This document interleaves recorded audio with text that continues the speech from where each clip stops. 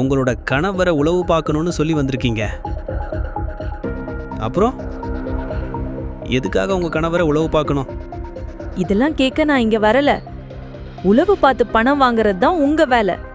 நான் அதை உங்களுக்கு தரேன். இதெல்லாம் தெரிஞ்சு நீங்க என்ன பண்ண போறீங்க? சொன்னதை செய்யுங்க. உங்க பணம் உங்களுக்கு கிடைக்கும். அதுவும் உண்மைதான். சரி, நான் உங்க கணவர் போட்டோவை பார்க்கலாமா? ஷோர்.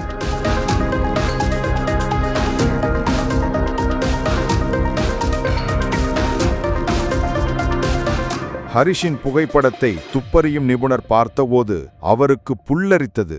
ஒரு பேயை பார்த்தது போல் தோன்றியது. இந்த ஆளைத்தான் நீங்க உளவு பார்க்கணும்னு சொல்றீங்களா? ஆமா. என்ன? உங்களுக்கு பைத்தியம் பிடிச்சிருச்சா? Mind your language. இவரைத்தான் உளவு பார்க்கணும். நீங்க யாரை பத்தி பேசுறீங்கன்னு உங்களுக்கு தெரியுமா? இவர் உங்க கணவர்னு நீங்க போய் சொல்றீங்கன்னு நினைக்கிறேன். பைத்தியக்காரத்தனமா பேசுறீங்க. நிச்சயமா இவருதான் என் கணவர். ஏன் கொஞ்ச நாளா எல்லாரும் இப்படி பேசுறீங்க? ஒரு வேலை பண்ணுங்க, எந்திரிச்சு என்னோட ஆஃபீஸை விட்டு வெளியே போங்க.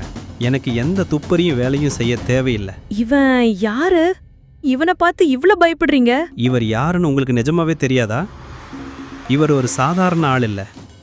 இவர் இந்த சிட்டியோட மிகப்பெரிய மனிதர். டிடெக்டிவ் ஹரிஷை பற்றி சந்தனாவிடம் சொன்னபோது சந்தனாவின் காலடியில் பூமி குலுங்கியது. முழு வீடியோவை பாக்கெட் FM தமிழ் யூடியூப் சேனலில் கண்டு மகிழுங்கள்.